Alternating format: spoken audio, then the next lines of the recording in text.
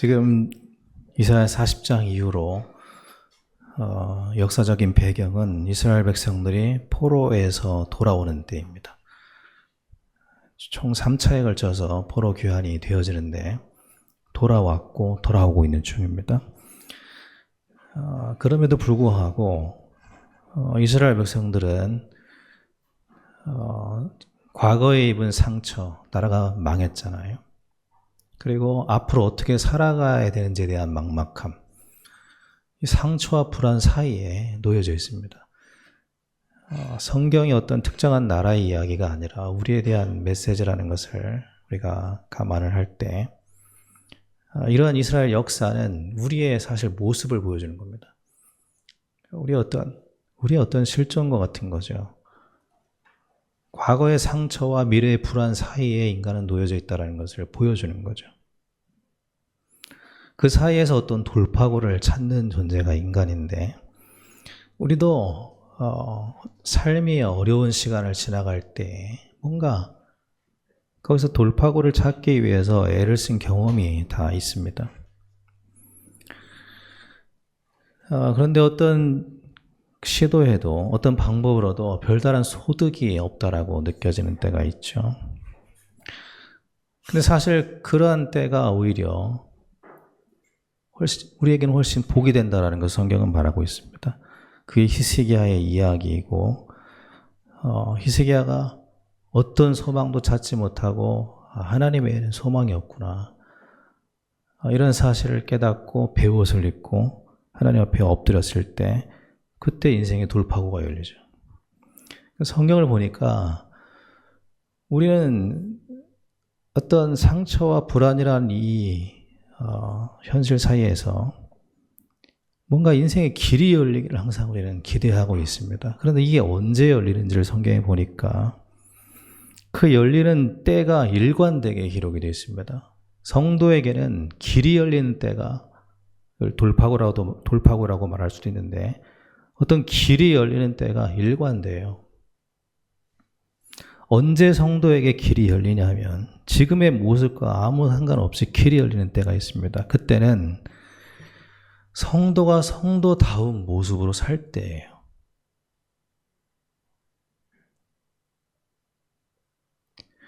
요셉에게 보디발은 길이 되었습니다. 또 간수장도 길이 되고 애굽의 바로 왕도 길이 되죠. 근데 그들이 길이 되었던 때는 언제냐면 요셉에게서 성도다운 믿음의 향기를 느꼈을 때입니다. 요셉에게서 본 게 뭡니까? 하나님이 함께하는 것을 봤다. 그게 우리 입장에서는 성도다운 모습이잖아요. 믿음으로 살 때 그 가치가 보여졌습니다. 포로였던 다니엘도 마찬가지죠. 인맥과 잔머리를 썼을 때 길이 열린 게 아니고 믿음으로 살 때 왕들은 그에게서 어떤 가치를 보게 됩니다. 뭔가 다른 가치를 보게 되죠. 그러니까 성경이 말하는 바는 이런 겁니다. 성도에게는 언제 길이 열리고 인생의 돌파구가 열리냐면 성도답게 살 때라는 겁니다. 목사가 목사답게 살 때 교회에는 길이 열리는 거죠. 어떤 방법으로 열리는 게 아니죠. 근데 우리는 어떤 어려움 속에 처할 때 지푸라기라도 잡는 심정으로 뭔가를 붙잡습니다. 근데 우리가 성도다움이라고 하는 것은 뭔가를 붙잡거나 종교적으로 열심히 살 때 생기는 것이 아니고 하나님께 붙들릴 때 성도다워지는 것이라고 성경은 말합니다. 우리가 아무리 뭔가를 붙잡아도 지푸라기죠. 소용이 없습니다. 그 지푸라기를 놓고 하나님께 붙잡힐 때 우리는 살아나는 겁니다. 그래서 믿음의 사람들의 이야기는 종교적으로 열심히 살았던 사람들의 이야기가 아니고 하나님께 붙잡혔던 사람들의 이야기입니다. 그걸 예수님은 이렇게 표현하셨어요. 나는 포도나무고 너희는 가지와 같은 존재다. 가지는 나무에 붙어 있을 때 열매를 맺는 것이다. 떨어져 있으면 가지는 아무것도 아니고 밖에 버리워진다. 우리는 가지 같은 존재라는 겁니다. 그러니까 붙들려 있을 때, 붙잡혀 있을 때 가지는 가치가 있고 열매를 맺는 것이다. 이렇게 이야기를 합니다. 그러니까 우리 인생의 열매는 기대할 수 있는 것이 내가 하나님께 붙들렸을 때라는 거예요. 그때 우리 인생의 길이 열린다는 겁니다. 그러면 하나님은 어떤 사람을 붙드는가, 어떤 성도를 붙드시는가, 그 얘기를 성경은 계속 하는 겁니다. 누구를 붙드시는가, 하나님은. 성경은 예수님께서는 처음으로 이 땅에 오시자마자 우리에게 이와 같은 복음을 선포하셨습니다. 회개하라, 천국이 가까이 왔다. 이게 예수님이 선포한 최초의 복음이에요. 회개는 돌아오라는 거죠. 단순히 죄 지은 자가 죄사함을 구하라라는 게 아닙니다. 하나님께로 돌아오라는 거죠. 좀 더 본질적인 거예요. 그래서 회개는 죄 지은 자만 하는 게 아니고 우리가 늘 마음이 하나님께로 돌아서야 된다는 걸 말하고 있습니다. 아버지께로 돌아온 탕자를 아버지가 품에 안고 붙잡아 주죠.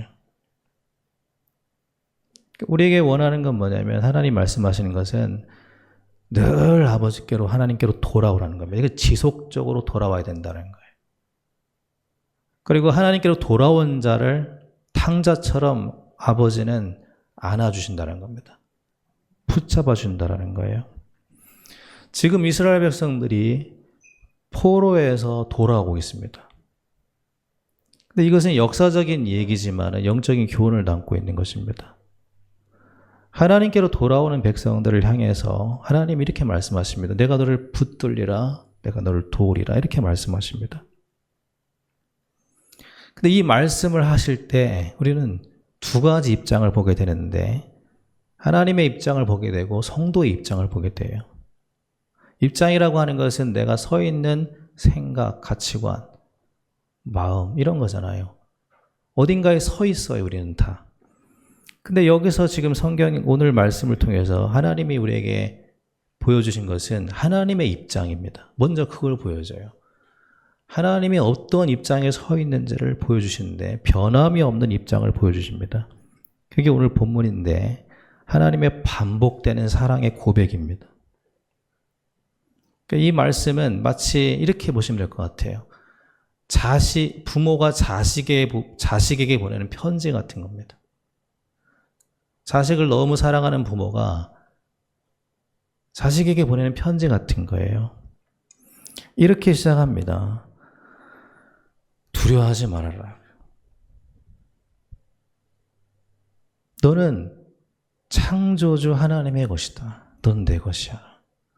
창조주 여호와 내가 너희들에게 말한다. 너는 두려워하지 말아라. 내가 너를 구속하였고 내가 너를 지명해서 불렀나니 넌 내 것이다. 누구도 빼앗아갈 수 없는 넌 내 것이다. 이것은 하나님의 입장이에요. 우리의 입장이 어떠하든 하나님의 입장은 이렇다라는 것입니다. 우리가 이것을 인정하든 하지 않든 하나님의 입장은 이렇다라는 거예요. 변함없는 입장이라는 겁니다. 나는 너희들에 대한 생각이 변함이 없다라는 거예요. 너는 내 것이다라는 겁니다. 그러면서 2절에 또 뭐라고 말씀하십니까? 너희가 어딜 가든지 내가 함께하고 불 가운데 있든 물 가운데 있든 내가 함께할 것이다. 내가 너의 보호자다. 이게 하나님의 입장이에요. 그걸 믿든 말든 하나님은 이 말씀을 계속 하십니다. 알아듣든 못 알아듣든 계속 하셔요. 변함없이 계속 하십니다. 내가 너희의 보호자야. 그리고 또 말씀하십니다. 나는 너의 하나님이다. 내가 너를 사랑한다. 보배롭게 여기고 사랑한다. 3절에 보니까 내가 너를 위해서 애굽과 구스와 수바를 대신하여 너에게 널 줬다. 속량물을 줬다. 하나님은 우리를 위해서 세상을 길로 열어주신다라는 거예요. 내가 너희를 위해서 세상의 길이 되게 하겠다. 이것은 하나님이 우리에게 하시는 말씀입니다. 여러분의 입장은 어떻습니까? 우리의 입장이 어떠하든 일단 하나님의 입장은 이렇습니다. 하나님은 우리를 사랑하신대요. 그리고 변함이 없는 마음을 계속 일관되게 말씀하십니다. 뭐라고 말씀하십니까? 4절에 이렇게 말씀하셔요. 너는 내 눈에는 보배롭다 이렇게 말씀하셔요. 네가 너를 어떻게 스스로 보든 다른 사람이 너를 어떻게 보든 내 눈에 너는 보배롭다. 이건 하나님의 입장을 말하는 거잖아요. 지금 내 눈에 너는 보배롭고 존귀하다. 우리가 우리 자신을 어떻게 보든 다른 사람이 우리를 어떻게 보든 내 눈에는 너는 보배롭고 존귀하다. 내가 너를 사랑한다. 그러면서 하시는 말씀이 뭡니까? 너 대신 사람들을 내어주겠다. 백성들이 네 생명을 대신할 것이다. 이것은 너를 위해서 세상 사람들이 너를 돕게 하겠다. 이 말씀입니다. 그리고 그 뒤에 말씀들은 뭡니까? 동서남북에서 후대들이 영광의 길로 돌아오게 될 것이다. 너는 내 것이다. 너는 나의 것이다. 내가 창조하고 내가 만든 나의 것이다. 이것은 마치 뭐와 같으냐면 자기를 떠나간 탕자가 지금 밖에서 자기 멋대로 살고 있잖아요. 그러든 말든 하나님은 일관되게 아버지는 양팔을 벌리고 기다리고 있는 거예요. 네가 나를 떠나서 밖에서 허랑방탕하게 살고 있지만 나의 마음은 일관되다. 너를 향한 나의 사랑은 변함이 없다. 양팔을 벌리고 기다리고 있는 거예요. 그런데 이스라엘 백성들의 입장은 좀 달랐습니다. 그건 하나님의 입장이고요. 이스라엘 백성들의 입장은 달랐어요. 그들은 포로 생활을 끝내고 돌아오는데 현실이라는 입장에 서 있었습니다. 상처가 남아있어요. 나라가 망했었고 70년간 포로 생활했습니다. 상처가 남아있고 그리고 미래에 대한 불안함이 남아있습니다. 그 입장에 서 있어요. 그리고 견고하게 서 있습니다. 그의 입장을 견지해요. 우리는 이렇다라는 거예요. 마치 모세가 나는 자격이 없다라고 자기 입장을 끊임없이 주장한 것처럼 안 바꾸려고 하는 겁니다. 내 입장은 이렇습니다. 하나님, 나는 자격이 없습니다. 내가 무슨 자격으로 이스라엘 백성들을 이끌어냅니까? 하나님, 저는 그럴 자격이 안 됩니다. 저는 할 수 없습니다. 저는 안 됩니다. 그것이 모세의 입장이었고 이스라엘 백성들의 입장이었습니다. 정탐꾼들이 이렇게 말했죠. 자기들의 입장을 이렇게 말했습니다. 우리는 가나안 땅을 정복할 입장이 안 된다. 왜냐하면 우리는 메뚜기 같기 때문에. 늘 자기들의 입장을 견고하게 유지했습니다. 그들을 향해서 하나님은 하나님의 입장을 계속해서 말씀하시는 거예요. 그렇지 않다. 내가 너를 보호할 것이고 내가 너와 함께 할 것이고 내가 너를 도울 것이다. 내가 너를 붙들 것이다.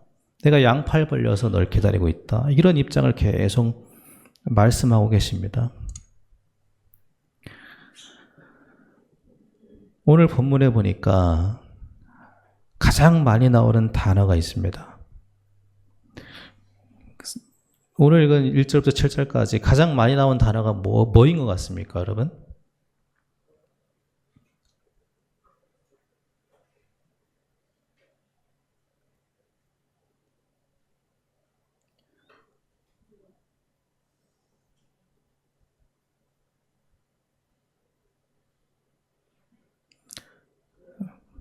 뭐인 것 같습니까? 예? 두려워하지 말라요? 그거 몇 번 나옵니까? 예, 가장 많이 나오는 단어는 너예요, 너.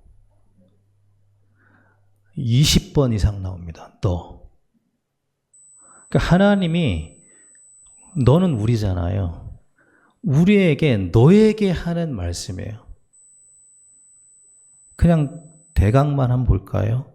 야곱아, 너를 창조하신, 너를 지으신, 너는 두려워하지 말라. 너를 구속하였다. 너를 지명하여 불렀다. 너는 내 것이라. 너와 함께 할 것이라. 너는 침몰하지 않을 것이다. 너는 불이 사르지도 못할 것이다. 나는 너의 하나님이다. 너의 구원자다. 너는 내 눈에 보배롭다. 내가 너와 함께한다. 이게 지금 끊임없이 너를 향해서 말씀합니다. 너. 근데 그 모든 말씀의 내용이 뭐냐면 네가 누구인지 아느냐예요.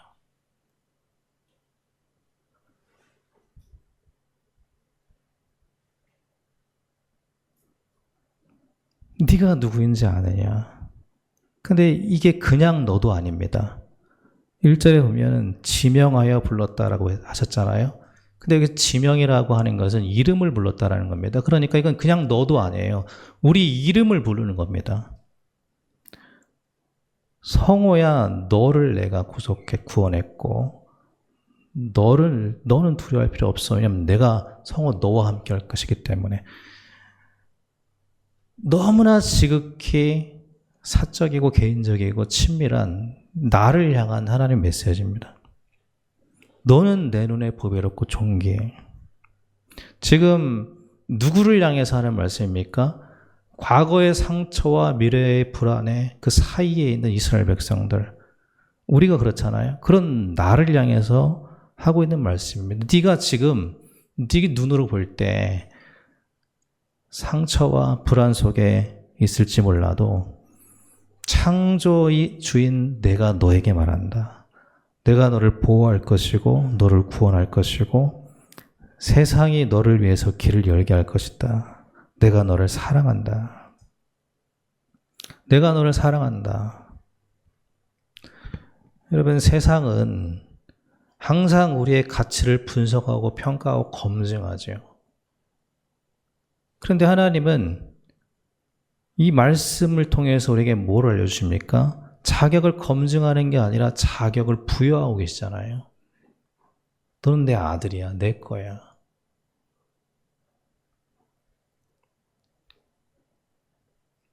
두려움 속에 있는 우리를 향해서 너는 나의 것이야. 내가 너를 사랑해. 너는 나의 아들이기 때문에 하늘의 것을 유업으로 받을 상속자, 자격이 있어. 이렇게 말합니다. 근데 그럼에도 불구하고 우리는 자주 두려워합니다. 뭔가에 두려워해요. 성경은 두려움의 실체에 대해서 그래서 이렇게 말을 합니다. 우리가 불안해하고 두려워하고 있을 때 성경이 이렇게 말합니다. 요한일서 4장 18절에 이렇게 말씀합니다. 사랑 안에 두려움이 없고 온전한 사랑이 두려움을 내쫓나니 두려움에는 형벌이 있음이라. 두려워하는 자는 사랑 안에서 온전히 이루지 못하였느니라. 그러니까 두려움이 있는 이유는 사랑 안에 없기 때문이다. 사랑은 하나님 안을 말하는 거잖아요. 하나님의 사랑을 말하는 거잖아요. 우리가 두려워하는 이유는 하나님 안에 없기 때문이라는 겁니다. 하나님 밖에 있기 때문에, 하나님 안에 서 있지 않기 때문에 우리에게 두려움이 있다. 우리 안에는 선한 게 없습니다. 하나님 안에 선한 게 있는 거죠. 우리 안에는 사실은 믿음조차 없습니다. 우리 안에서 믿음을 끌어낼 수가 없죠. 우리는 탕자 같은 사람들입니다. 여러분, 탕자는 아버지의 어떤 말도 듣지 않았습니다. 그리고 아버지가 자기를 사랑한다는 것도 관심이 없었어요. 왜냐하면 탕자는 세상을 사랑하고 있었거든요. 그래서 결국은 자기 길을 떠납니다. 그리고 자기 마음대로 살아요. 그게 우리의 모습입니다. 어느 날 인생의 흉년이 찾아왔을 때 비로소 아버지를 생각해요. 그리고 아버지가 했던 말이 비로소 떠오릅니다. 그리고 어떻게 돌아옵니까? 자책하는 마음으로 돌아와요. 근데 성경이 말하는 건 뭡니까? 아버지는 기다리고 계셨다는 거예요. 그리고 아버지의 품에 안겼을 때 탕자는 잃어버린 영광도 믿음도 회복합니다. 그러니까 믿음이라고 하는 것은 사랑이든 믿음이든 회복이라고 하는 것은 아버지 품 안에서 일어난다는 겁니다. 하나님 품 안에서 회복이 일어나는 거예요. 그래서 하나님은 와 있고 돌아오고 있는 이스라엘 향해서 말씀하십니다. 너희들이 지금 과거에 묶여 있고 미래에 묶여 있는데 내가 내 눈으로 보는 너희를 말해줄게. 너희는 그러면서 이렇게 말씀하십니다. 43절 1절 다시 보면은 지금 내가 말한다 이렇게 말씀하셔요.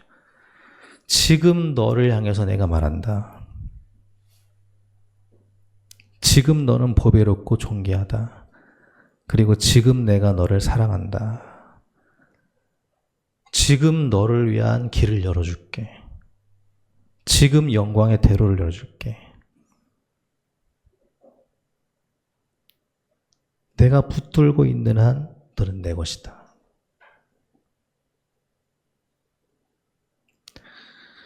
여러분, 우리는 과거와 미래에 묶여 있을 때가 많습니다. 근데 하나님은 이렇게 말씀하셔요. 과거가 어떠하든 미래가 어떠하든 현실이 어떠하든 상관없이 지금 너는 내 눈에 보배롭다라고 말씀하십니다. 지금 그 보배로움을 누리라는 겁니다. 내가 내 영광을 위해서 창조한 자를 오게 하라. 우리는 하나님의 영광이라는 거예요. 그 누구도 막지 말고 오게 하라. 내가 그를 존귀하고 보배롭게 여긴다. 우리 하나님은 이렇게 열려 있습니다.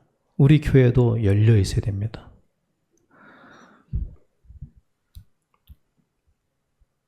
그런 면에서 우리 인생의 전성기는 지금이죠.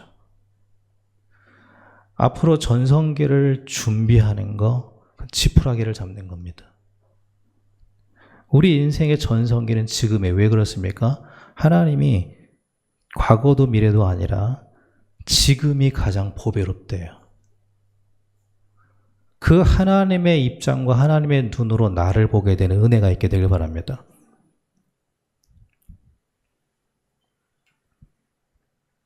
현실이 내게 뭐라고 말을 하든 하나님 말씀에 변함없이 우리가 마음이 붙잡혀질 때, 우리가 하나님을 바라볼 때 하나님은 지금 우리가 보배롭고 지금 존귀하고 지금 영광의 길을 열어주신다는 겁니다.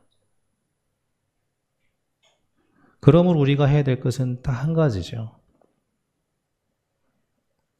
나를 보배롭고 존귀하게 하시는 아버지 앞으로 나아가면 됩니다. 그걸 기도라고 하죠. 지금 기도하는 거예요.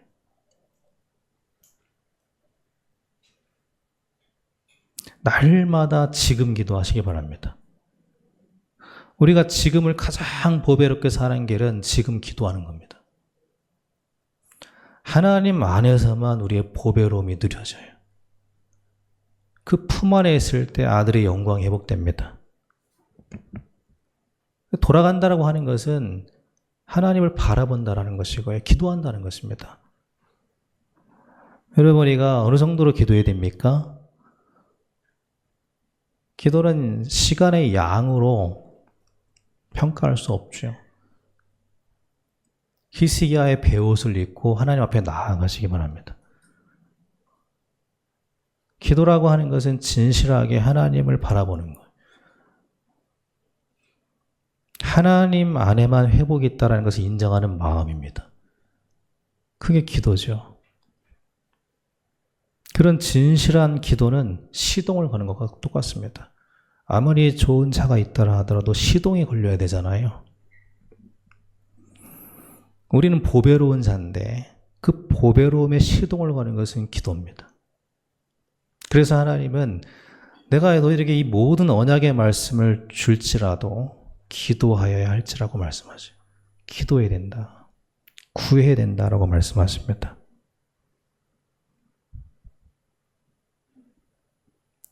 우리는 지금이 인생의 전성기가 되기 바랍니다. 우리 성도님들, 지금이 인생의 가장 큰 전성기가 되기 바랍니다. 우리 입장을 고수하지 마시고요. 아니, 내 현실이 이런데요. 내 과거가 이런데요. 미래가 얼마나 불안합니까? 지금이 이런데 무슨 지금이 보배롭습니까? 그 입장은 모세의 입장이었어요. 하나님의 말씀 안으로 들어가는 은혜가 있게 되길 바랍니다. 하나님의 입장 속으로 그 안으로 들어가는 은혜가 있게 되길 바랍니다. 그 방패 안에 들어가야 되는 거예요. 하나님 안으로. 주의 날개 그늘 안에 들어가야 됩니다. 그 안에 들어갈 때 우리는 회복을 누리게 되는 겁니다. 저는 우리 교회 성도님들을 위해서 이런 걸 기도하고 있습니다. 영광에 데려가려도록 계속 기도하고 있어요. 근데 이 기도가 굉장히 감사가 됩니다. 사실 저는 목회하는 게 되게 힘들었거든요. 그래서 제 마음속에는 끊임없이 있었던 생각이 뭐냐면 도피처였습니다. 뭔가 도피하고 싶은 마음이 있는 겁니다. 그런 마음 속에서 살아왔는데 어느 날 인생의 흉년을 만났을 때 더 이상 도피할 곳이 없었을 때, 사실 우리가 도피처를 생각할 때는요, 도피할 만한 뭔가가 있기 때문에 그렇게 생각하는 겁니다. 뭔가 의지할 만한 돈이 있다거나 의지할 만한 사람이 있다거나 의지할 만한 뭔가가 있을 때에 도피처를 생각합니다. 그리고 거기로 가는 거죠. 근데 사실 도피할 곳이 전혀 없다는 것을 알게 되었을 때, 그때는 히스기야처럼요, 그냥 하나님 앞에 엎드릴 수밖에 없습니다. 사실 진정한 우리 마음속에 하나님 외에는 내 피난처가 없구나라는 그 진실한 마음이 일어날 때, 그때가 사실은 겉으로 볼 때는 흉년이거든요. 근데 사실은 그때가 오히려 우리에겐 복이 될 수가 있습니다. 저에게도 그게 복이 됐어요.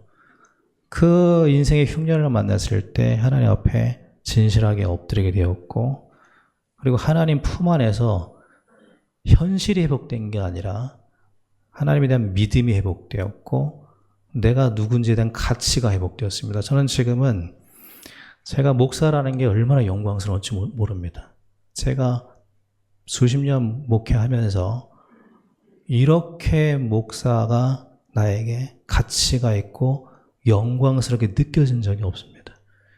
그것은 다른 데서 회복된 게 아니라 하나님 안에서 하나님이 알게 해주신 겁니다. 우리 성도님들은 지금 인생의 가치가 회복될 때예요. 지금의 모습은 상관이 없습니다. 하나님 품 안에 있을 때 하나님은 우리가 누구인지부터 먼저 알려주셔요. 끊임없이 알려주십니다. 우리가 얼마나 보배로운 존재인지를 알려주십니다. 그걸 아는 순간 우리 안에 회복이 일어나요. 우리 안의 회복을 통해서 남은 회복이 일어날 줄 믿습니다. 저는 그래서